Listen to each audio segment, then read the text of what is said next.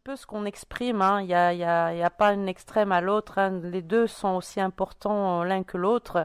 Après, c'est de trouver comment les mettre en harmonie. Voilà, c'est ça qui était que je voulais te.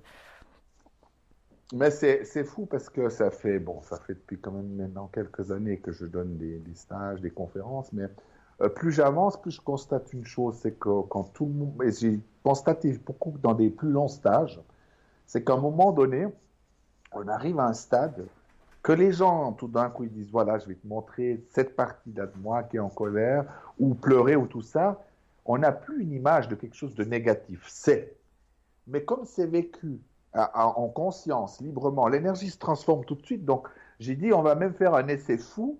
C'est que dans cette énergie-là, vous allez faire sortir, comme si vous sortiez toute la rage, la colère que vous avez encore. Vous allez même prendre celle des gens qui est à l'extérieur.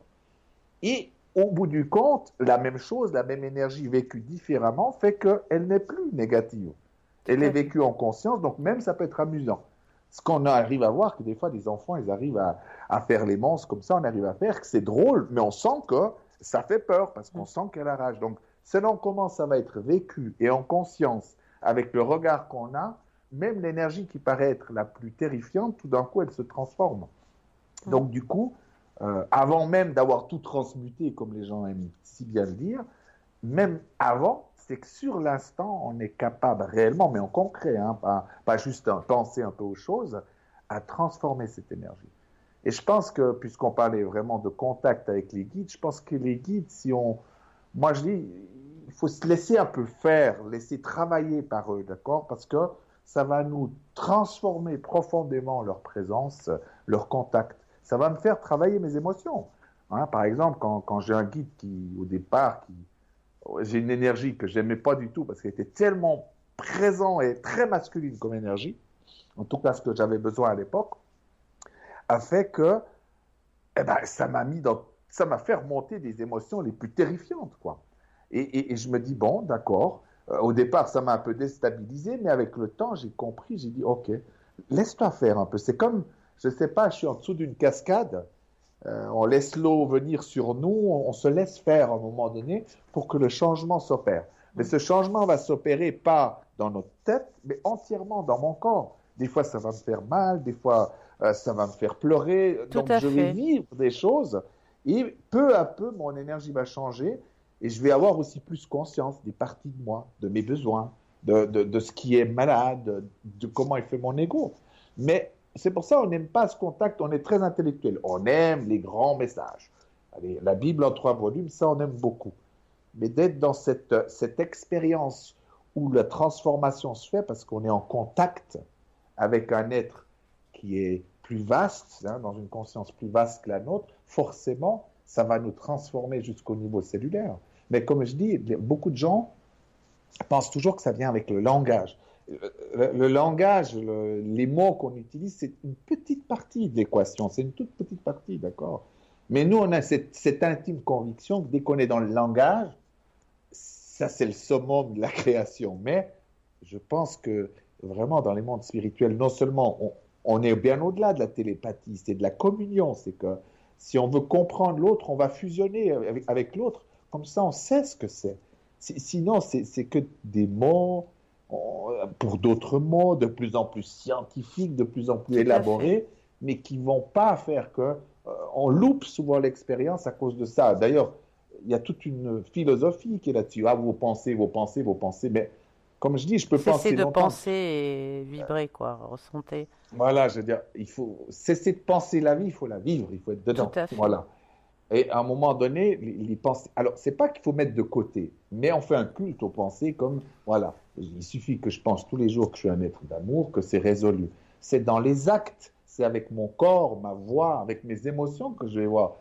Parce que de dire je t'aime et puis que derrière il y a des montagnes de colère, j'ai juste envie de te tuer, Exactement. Merci, eh Jean-Marie. ben, le premier pas, c'est de Ouais. dire, tu sais, au fond de moi, je t'aime. Mais aujourd'hui, c'est tellement mal que j'ai envie de tuer tout le monde. Je Parce que déteste tout le monde. j'ai dit, J'y arrive pas encore. j'ai dit il y a pas Voilà. longtemps à une personne encore sur Facebook que, parce qu'on dit on est dans l'amour, et tu vois, ça m'énerve, parce que jusqu'à preuve du contraire, je crois pas qu'il y ait encore une personne qui soit dans l'amour inconditionnel. inconditionnel. On peut être dans l'amour, on peut se parfaire à l'amour inconditionnel. Mais qu'une personne soit dans un amour inconditionnel, j'y crois pas parce que moi je voyais des gens, je t'aime, tu sais, surtout dans les formations, je t'aime. Et ça m'énervait parce que je Bon, sentais j'ai une pas. mauvaise nouvelle pour toi, c'est quand même que tu dois le travailler. Non, mais oui, j'en avais Parce conscience. Moi, j'en avais conscience. que... Mais ce que j'en avais conscience tout à fait, Jean-Marie. Mais je sentais aussi que ça sonnait creux. Je sentais pas cet amour, puisque après par la suite j'ai des retours. C'était du faux amour, c'est amour. Peut-être aussi se persuader qu'on est dans l'amour. Soit on l'est, soit on l'est pas. Tu comprends ce que je veux dire? Non, mais je pense qu'il y a des phases intermédiaires où, si je suis honnête et je te dis, voilà, je t'aime, mais je n'arrive pas encore bien à le dire parce que j'ai encore beaucoup de haine, Hmm. parce que je ne sais pas encore faire, parce que je suis maladroit, parce que j'ai encore des comptes à régler avec la femme. Si je te dis comme ça c'est plus en entier, c'est-à-dire, c'est ça l'amour aussi, c'est de dire je t'aime, mais en montrant aussi que peut-être c'est une journée sans, que j'y arrive pas encore, que mon ego est trop fort. Si on met tout ça avec un ton juste, on Hmm. va y arriver, c'est clair. Si toute la journée on passe juste à dire je t'aime pour ne pas faire le travail, c'est toujours ça, d'accord? Mais je pense que c'est quand même un bon apprentissage d'apprendre à dire je t'aime. Mais le mot je t'aime, c'est un mot. Après, il y a tous les actes. Comme je dis, le je Tout à t'aime d'un fait, enfant n'est pas celui d'un amant, n'est pas celui tout à d'un fait. chaman. Tu vois? Le je t'aime pour un chaman, c'est peut-être que tu chantes avec moi, point. Hmm. Voilà. Oui, c'est ce Et que pour je veux l'enfant, dire c'est dans autre chose. l'amour. C'est pour ça, c'est ce que je veux dire dans l'amour inconditionnel. Ça englobe la vie en général. C'est un amour. Il n'y a pas de conditions, il n'y Et a on rien. C'est devra le même amour. réapprendre. Comment? On doit réapprendre parce Tout qu'on ne à sait plus fait. faire ça. Donc, il faut s'entraîner un peu à se pouponner, à se dire des jolies choses, Moi, t'inquiète pas. Le dit Poison me le à se dit aussi donner pour des moi. compliments, à reconnaître l'autre, à honorer l'autre, à s'honorer soi-même aussi. Ah, c'est ce que je Moi, dis moi, souvent, en tout cas, Patrick. je le fais souvent. Et puis, justement, les aides spirituelles nous aident beaucoup à être dans la bonne facette, avec le bon ton et les bons mots. Parce qu'en somme, c'est un apprentissage de refaire ça. Avant, on savait le faire, maintenant, on ne sait plus. Donc, du coup, souvent, il y a des mots qui nous trahissent ou des gestes. C'est bon de voir comment on fait. Et puis d'apprendre et d'accepter qu'on est débutant. Ah, c'est ce que je dis souvent à Patrick, On des est fois, débutant. quand, tu sais, je fais un bon travail, mais bon, c'est impulsif, hein, où je me sens content, je dis, yes, je suis trop forte. Et là, il me dit, quel ego alors? Je dis, non, c'est pas de l'ego. J'ai dit, je me ressens pas que ça comme un ego. Je suis satisfaite de mon travail, donc c'est pas de l'ego. Je ressens pas ça. C'est pas comme si quelqu'un disait, tout ça, je suis trop forte dans tout ce qu'elle fait, je suis trop forte. Non, c'est j'avais fait un bon travail et j'étais satisfaite. C'est rare. Je suis tellement, des fois, je suis tellement insatisfaite de ce que je fais que là, c'était sincère avec moi-même. J'étais en accord avec moi-même. Ça, c'est un peu le problème en France, et je vois aussi avec beaucoup d'enseignements, mais quelle difficulté à oser dire qu'on est merveilleux, qu'on est intelligent et tout ça. Je veux dire, euh, on est dans cette fausse humilité où il faut dire non, non, je suis Tout à rien du fait. tout, je suis qu'un petit channeling. Et puis en même temps, on lit des livres, on regarde, c'est marqué, nous sommes tous des dieux. Alors il faudrait savoir. Mais c'est parce qu'on a peur, et je trouve qu'en France, c'est particulièrement fort. Moi, je voyais, par exemple, au Québec, c'est très différent. Les gens, quand ils se disent, bah tiens, bah, je suis un mage, je suis un guérisseur, je suis un génie, enfin bref, les gens le disent. Oui, Chez nous, c'est tabou. On n'a pas le droit de dire, c'est l'autre qui devrait le dire pour confirmer. tout Le à fait. problème, c'est que ça nous rend très dépendants et malheureux. Tout à Et fait. ça veut dire que seulement certaines personnes ont le droit d'être tout là-haut, qui ont été proclamées par les autres. Hmm. Moi, je suis pour que les gens aussi puissent se proclamer eux-mêmes. Ah bah, je Ah, crois que Jésus, le Bouddha, ont fait un travail merveilleux là, dans ce sens-là. Ils ont enseigné ça. Je suis le Fils de Dieu, je suis le roi. Et ça pose pas de problème. Quand on était enfant, ça posait pas de problème non plus. Après, il faut commencer à être faussement humble. Donc, on devient des politiciens un peu style Sarkozy, hmm, où on va dire comment je vais manipuler pour qu'ils disent que je suis beau, bien que je suis grand. Et hmm, du coup, ça commence. hmm. La dépendance.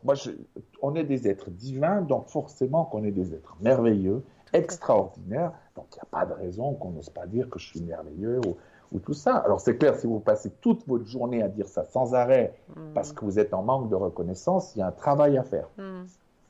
Mais le côté faussement humble qui est enseigné souvent dans notre société, je trouve qu'il est malsain. Mm.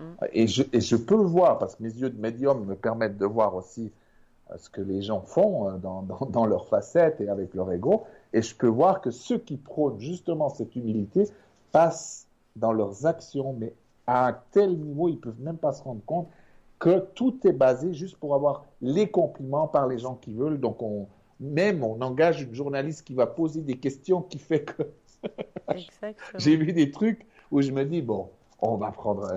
Et d'ailleurs, quand des gens comme ça arrivent dans mon stage, je dis, je vais te faire un raccourci de 10 ans.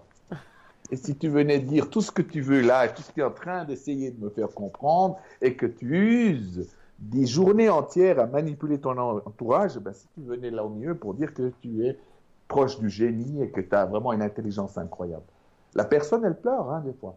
Parce que il n'y a rien à redire. Tout d'un coup, j'ai dit, mais oui, tu es ça. Je veux dire, vas-y, libère-toi de ton ego et des autres gens qui sont toujours bien pensants, qui savent mieux comment tu devrais être, pas être, et ça donne des gens que malheureux. Donc, moi, je dis du principe qu'on n'est jamais mieux servi que par soi-même. Hein, déjà, c'est peut-être l'ego pour certains. Pour moi, c'est rare que je me flatte pratiquement jamais. Et quand il y a quelque chose où je suis en accord avec moi-même, eh ben, je me fais plaisir. Quand je me trouve super jolie, je le dis, je suis super jolie. Quand je me suis moche, je le dis, je suis moche. Et je sais que je suis fatiguée, je suis pas bien, il y a quelque chose qui va pas. Voilà, je sais mes températures vibratoires, tu vois.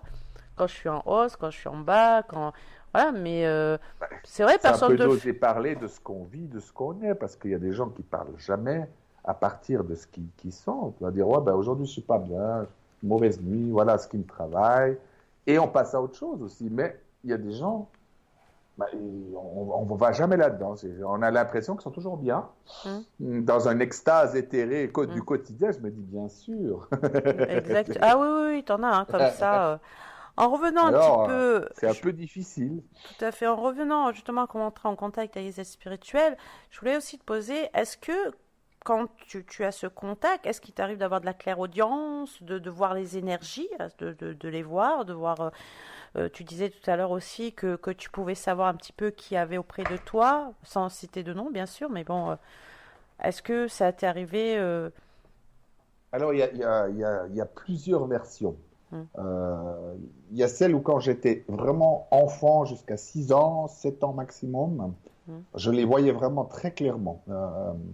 Je dis toujours, la vibration changeait dans toute la pièce, et puis j'avais comme une espèce de trou, un vortex maintenant pour utiliser des mots plus modernes.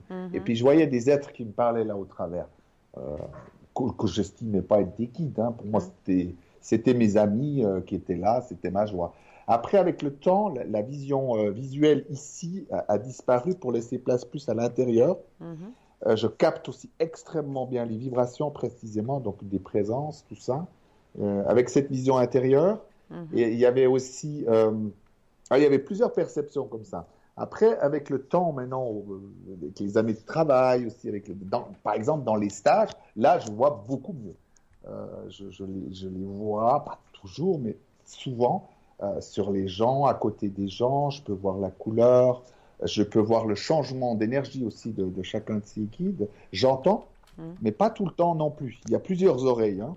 Il y a des oreilles plus fines, on va dire, celles où on sait les choses, on entend les choses, mais on ne les entend pas. Et parfois, comme je dis, en stage, c'est beaucoup plus développé. Hein. Ça, on sent qu'on est là pour le travail. Je sens même des fois que je suis à l'arrière, hein, à 1 mètre derrière, 2, 3 mètres des fois. Ouais, et puis, c'est le guide qui parle vraiment à travers moi, ou un de mes guides, parce que ce n'est pas toujours le même. Et souvent, les gens le voient, le sentent, la différence.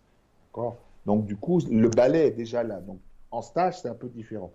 Dans le quotidien, ça peut être soit des sensations. Des fois, j'entends la nuit surtout, je me réveille et j'entends ce que le guide me dit. Là, c'est de la clairaudience. Donc, c'est comme ça, mais il n'y a pas une perception plus qu'une autre, d'accord ? Il y a des fois, je sais simplement les choses. Tout à fait. C'est que je sais que c'est comme ça, je dois dire ça, je pourrais dessiner ton aura, mais je ne la vois pas avec cet œil ni avec cet œil. Mais je fais confiance qu'elle est de cette couleur parce que j'arrive à décrypter les vibrations tellement précisément que ça me suffit aussi. Moi, je Donc comprends du ce que tu coup, veux dire. après, je fais un peu ma sauce à salade à moi, et puis avec le temps, ça évolue, bien sûr, Mm. parce que plus j'évolue, plus je m'ouvre, plus je me guéris de choses, plus mes perceptions deviennent fines, ma vision est claire, et c'est pas toujours les mêmes, puisque pour faire une lecture, c'est pas forcément la même vision que quand je parle, que je Mm. fais du channeling, d'accord? Donc, tout ça, c'est moi, à travers mes visions, mais comme je dis, je pense que chaque personne a ça. Ouais. Je suis convaincu. Simplement, je les utilise peut-être aussi d'une manière plus fine parce que, je travaille avec les autres, parce que je donne des conférences, parce que je suis thérapeute, parce que je suis un enseignant. Mm. Donc, du coup, je dois développer encore plus parce que les guides ont envie de faire passer des choses à travers moi. C'est un travail d'équipe. Hein. Après, c'est un travail avec ma famille spirituelle, ma famille aussi là-haut, Mm. puisqu'on est toute une équipe, en somme, on n'est jamais seul, c'est toute une équipe qui enseigne, qui met en place des choses, et dans le monde spirituel aussi. Donc voilà un peu tout ce que ça peut être, mais ça peut être des sensations très simples aussi. Par exemple, aujourd'hui, plusieurs fois, j'ai senti très fort des frissons autour de ma tête. Ça fait Ok. comme un... voilà, c'est jouissif un peu. Oui, je Ça, comprends ce que tu veux ça dire. veut dire qu'ils sont présents beaucoup ces 2, 3 derniers jours pour quelque chose qui m'échappe encore, mais c'est très agréable. Hein, ces moments-là, je me dis, bon, tout est bien, il y a pas de quoi s'inquiéter. Non, mais c'est tout à fait, moi je confirme ce que tu dis, hein. Par rapport à mes propres ressentis moi-même, mais c'est tout à fait ça, hein.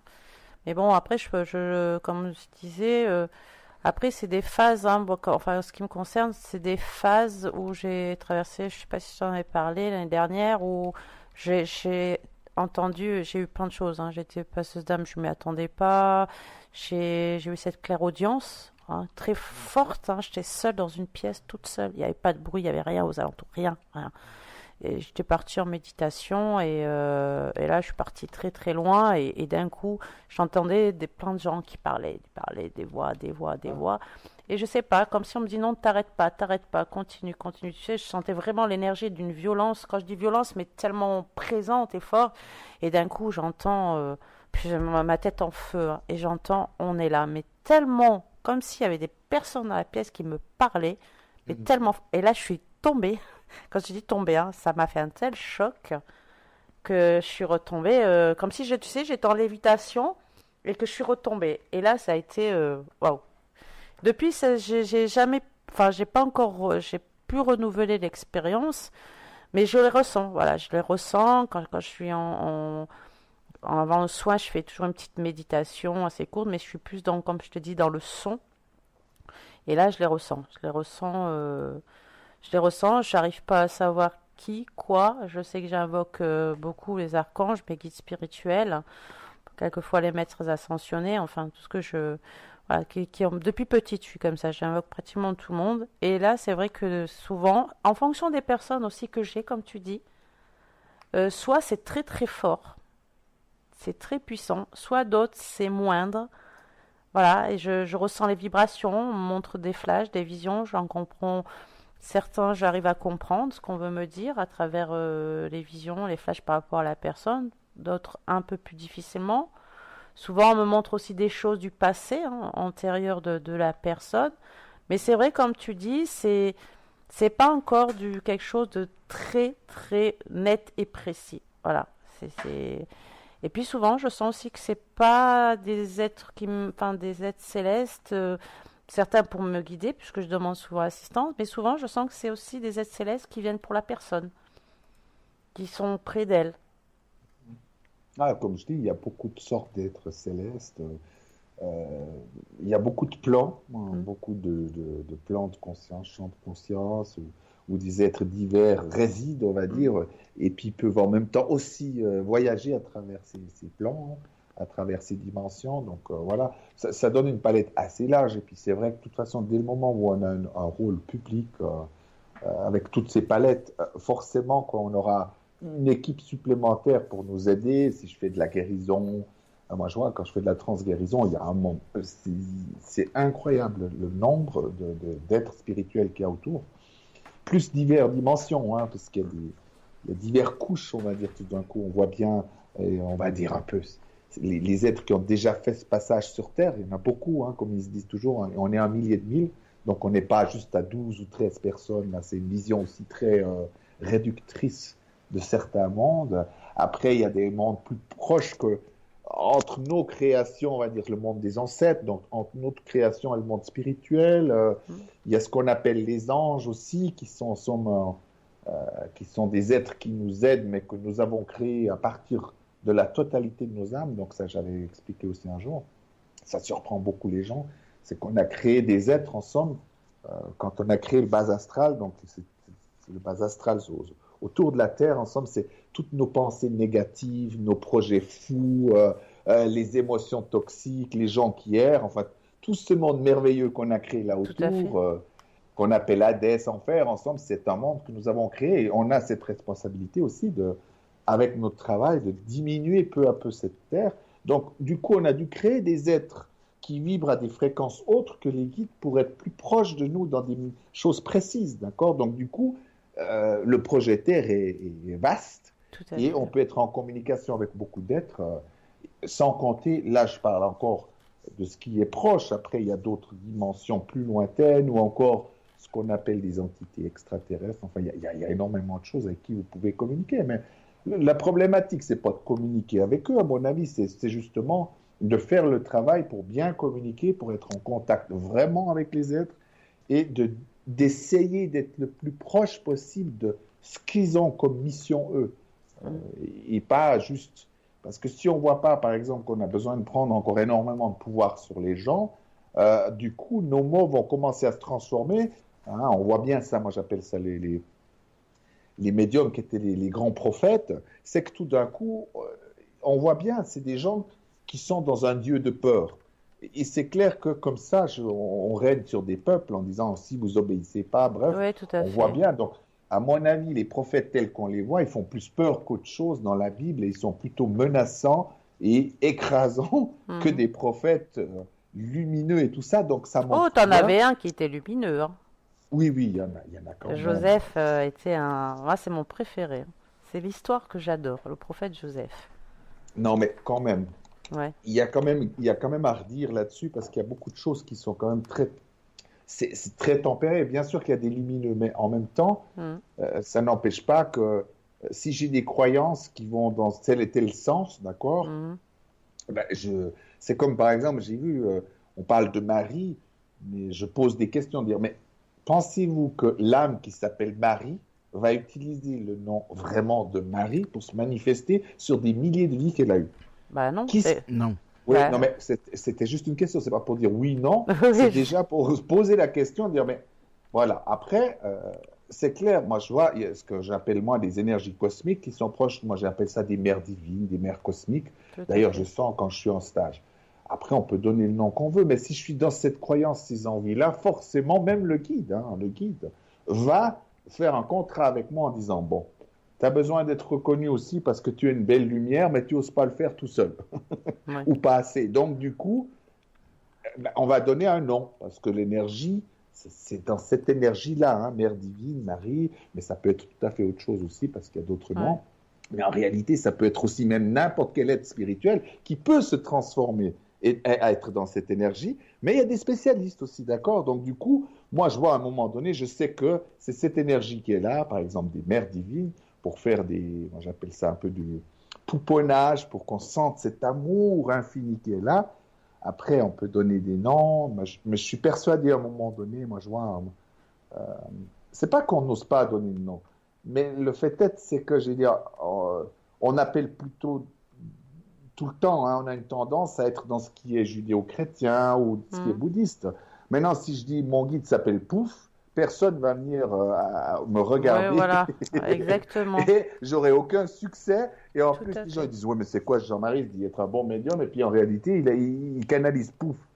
Eh ben, on est comme ça sur Terre. C'est malheureusement Bah, comme ça. Et en réalité, c'est comme le maître Jésus il disait, je ne suis pas Jésus, ce n'est que mon entité, je suis le Christ, puisqu'il est la somme de toute cette évolution de son âme, justement, pour arriver à cette illumination. bon, Jésus a fait ses incarnations. Tout à fait. Et voilà, je veux dire, comme nous tous, et c'est bien ce qu'il a dit aussi, vous êtes comme moi, donc Oui, du tout à fait. coup, Et vous alors pouvez être bon, plus que après, moi aussi, il a dit. Il a dit, vous pouvez être je plus veux que pas moi. trop choquer les gens non plus, mais comme je dis, on a une image aussi que souvent on a besoin de voir les guides tels qui nous ressemblent là, qu'on est.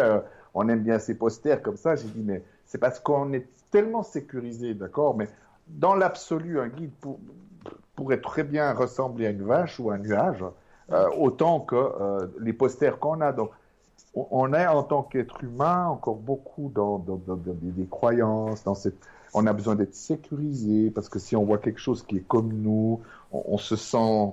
Ouais. Mais de C'est toute un peu, tu façon, vois. il l'a dit, hein, il ne supportait pas l'idolâtrie, hein, ne regardait pas le messager, mais le message. Lui a jamais dit, mettez des icônes en mon nom, en mon effigie, des croix. Ça, c'est l'homme qui l'a créé. Hein. Il a dit, Oh, mais ça compte.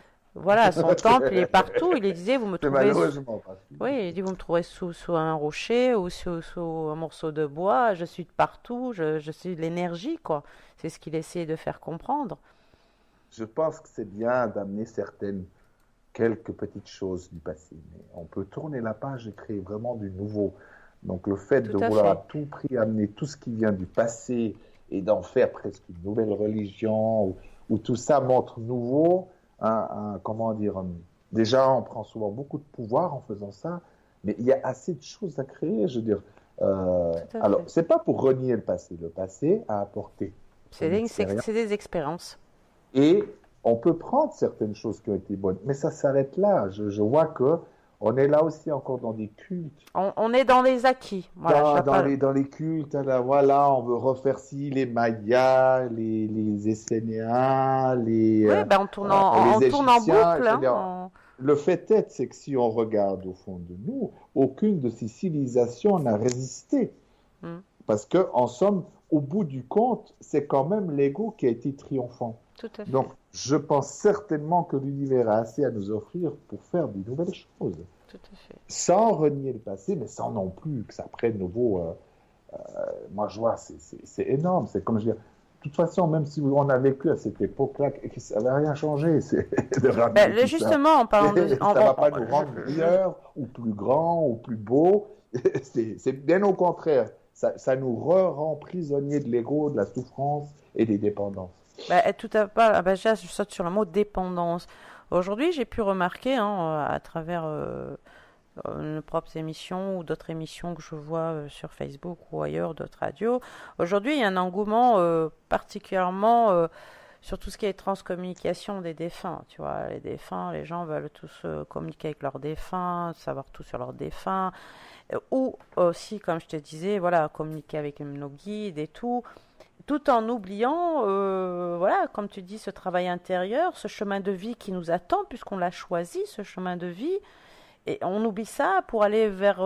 C'est comme si. Bon, ok, il y en a, ben, ils ont besoin d'amour, ils ont besoin de plein de choses pour pouvoir continuer ben, ce travail difficile hein, qui est la spiritualité. Ce travail est plus difficile que la matière quand même, puisque c'est être conscient tout le temps, c'est enlever les voiles, c'est Mhm. se déconditionner, c'est un tas de choses. Et aujourd'hui, ben, je trouve que des gens s'attardent trop et trop et trop sur ça, au lieu de se dire, bon, ok, on l'a fait une fois, maintenant on a compris, on doit aller sur notre chemin de vie, on est rassuré. Et aujourd'hui, c'est un engouement terrible, terrible, terrible.